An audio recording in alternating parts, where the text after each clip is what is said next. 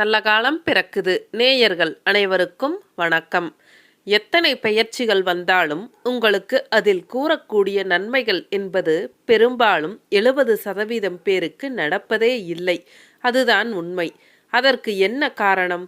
ஒருவேளை பெயர்ச்சி பலன்கள் என்பது பொய்யாக இருக்குமோ?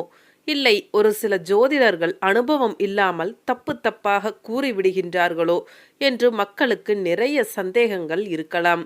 பட் என்ன உண்மை அப்படின்னா, பெயர்ச்சி பலன்கள் என்பது வெறும் 30% மட்டுமே ஒரு தனி மனிதனின் ஜாதகத்தில் வேலை செய்யும். மீதி இருக்கக்கூடிய 70% உங்கள் சுய ஜாதகத்தில் நடந்து கொண்டிருக்கும் திசா புத்திகளும் ஜாதக அமைப்புமே மிக முக்கிய காரணமாக இருக்கும். உதாரணமாக, ஒருவர் ஜாதகத்தில் 7.5 சனி நடந்து கொண்டு இருக்கின்றது என்றால் அவருக்கு வாழ்க்கையே இருளாகிவிடும். நீங்கள் இந்த 7 வருட காலகட்டங்களில் எந்த ஒரு புதிய முயற்சிகளும் எடுக்கக்கூடாது. உங்களுக்கு நடப்பது எல்லாம் கெட்டவைகளாகத்தான் நடக்கும் என்று ஜோதிடர்கள் சொல்வது மிக மிக தவறு. ஏனென்றால் 7.5 சனி நடந்து கொண்டிருக்கும் பொழுது சுய ஜாதகத்தில் நல்ல திசா புத்தி நடந்து கொண்டு இருப்பவர்களுக்கு 7.5 சனியின் பாதிப்புகள் துளி கூட இருக்காது என்பதுதான் மறைக்கப்பட்ட உண்மை.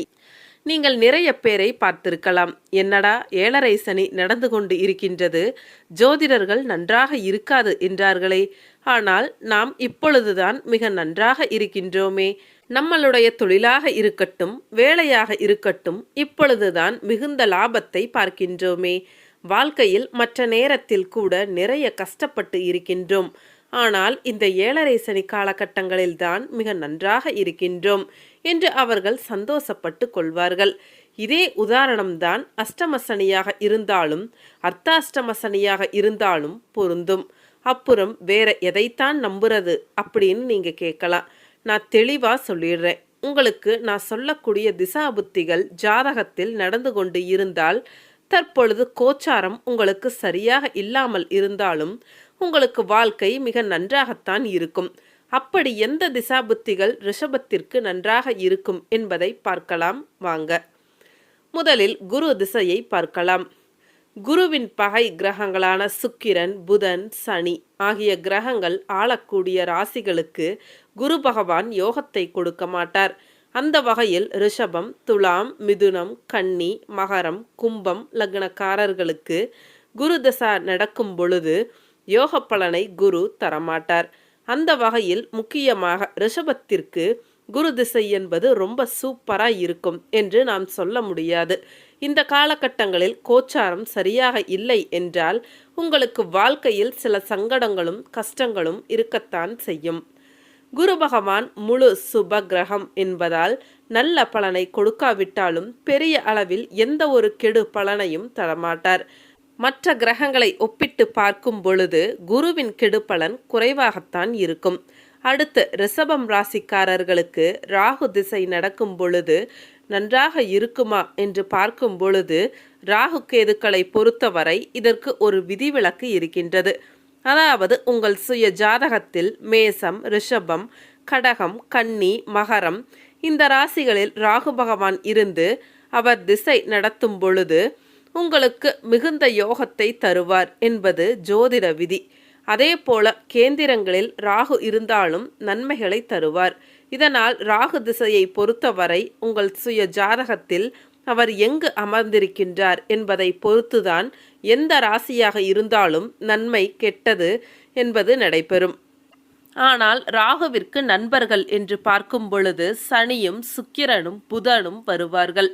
எனவே சுக்கிரனின் ராசியான ரிஷபத்திற்கு ராகு பகவான் சுய ஜாதகத்தில் நல்ல நிலைமையில் இல்லாமல் இருந்தாலும் கூட பெரிய அளவில் கெடுதல்களை செய்ய மாட்டார் என்பது உண்மை. அடுத்து ரிஷபத்திற்கு செவ்வாய் திசை எப்படி இருக்கும் என்று பார்க்கும் பொழுது 7ஆம் அதிபதியாகவும் 12ஆம் இடத்திற்கு அதிபதியாகவும் வருகின்றார்.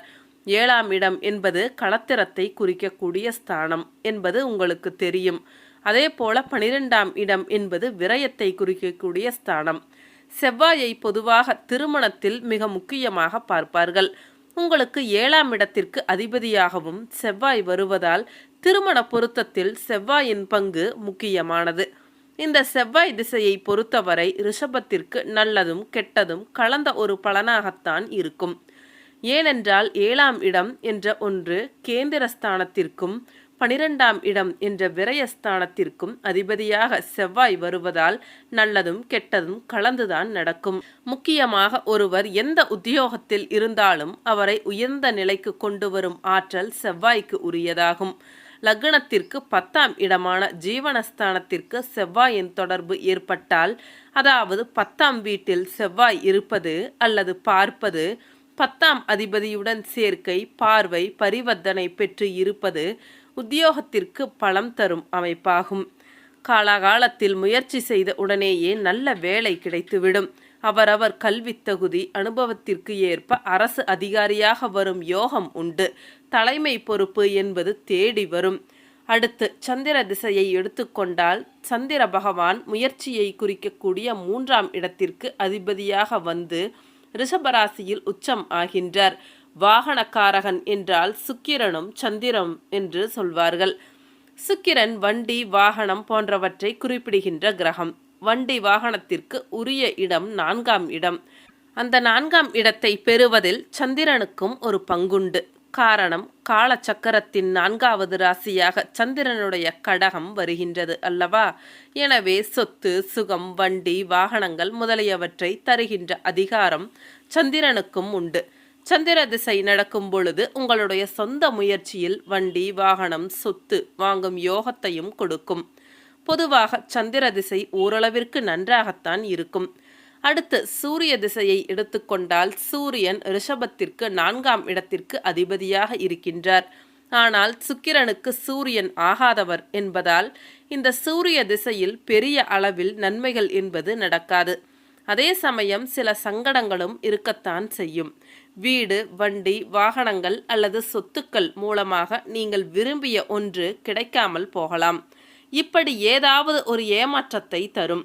இதே நேரத்தில் கோச்சாரமும் சரியில்லை என்றால் உங்களுக்கு டபுள் கஷ்டம்தான்.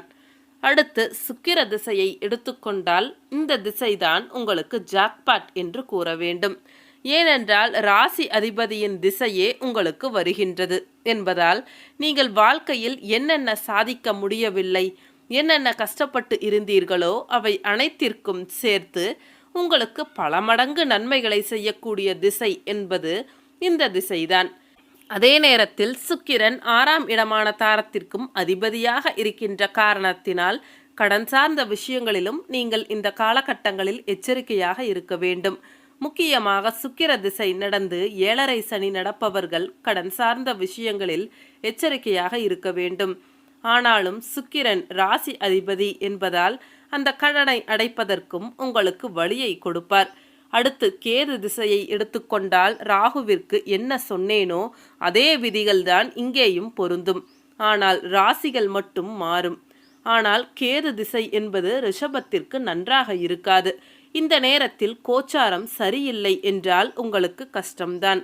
அடுத்து புதன் திசையை எடுத்துக்கொண்டால், சுக்கிரன் கூட உங்களுக்கு 6ஆம் இடத்திற்கும் அதிபதியாக வருவார். ஆனால் புதனை பொறுத்தவரை 2 மற்றும் 5ஆம் இடத்திற்கு அதிபதியாக வருவார்.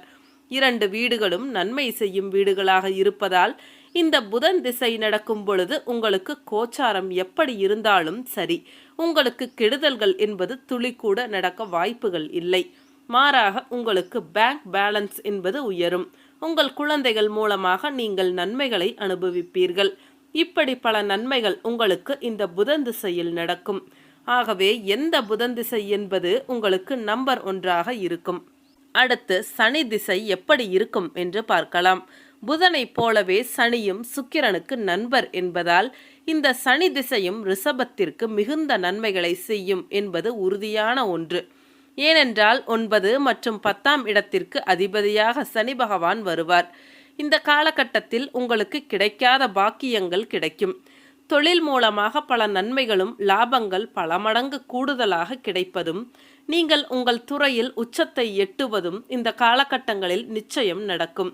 எனவே சனி திசை நடக்கும் பொழுது 7.5 சனி நடந்தாலும் அஷ்டம சனி நடந்தாலும் நீங்கள் பயப்பட அவசியமே இல்லை. ஸோ ஓவராலாக பார்த்தோம் அப்படின்னா ரிஷபத்திற்கு 7.5 சனி நடந்தாலும் அஷ்டம சனி நடந்தாலும் அர்த்தாஷ்டம சனி நடந்தாலும் புதன் திசை, சனி திசை, சுக்கிர திசை நடக்கும் பொழுது உங்களுக்கு கோச்சாரம் எப்படி இருந்தாலும் சரி, வாழ்க்கையில் பல நன்மைகள் என்பதை நிச்சயம் நடக்கும். நீங்கள் எதற்கும் பயப்பட தேவையே இல்லை. சந்திர திசை நடந்தாலும் பெரிய அளவில் உங்களுக்கு பாதிப்புகளை கொடுக்காது. ஏனென்றால் உங்கள் ராசியில் சந்திரன் உச்சமாவார் என்பதால் சந்திர திசையும் உங்களுக்கு நன்மைகளைத்தான் செய்யும். முக்கியமாக சூரிய திசை, குரு திசை, கேது திசை காலகட்டங்களில் எச்சரிக்கையாக நீங்கள் இருந்து கொள்ள வேண்டும். செவ்வாய் திசையும் பெரிய அளவில் உங்களுக்கு கெடுதல்களை செய்யாது. இதை பின்பற்றினாலே போதும். நீங்கள் எதற்கும் ஏமாற தேவையே இல்லை.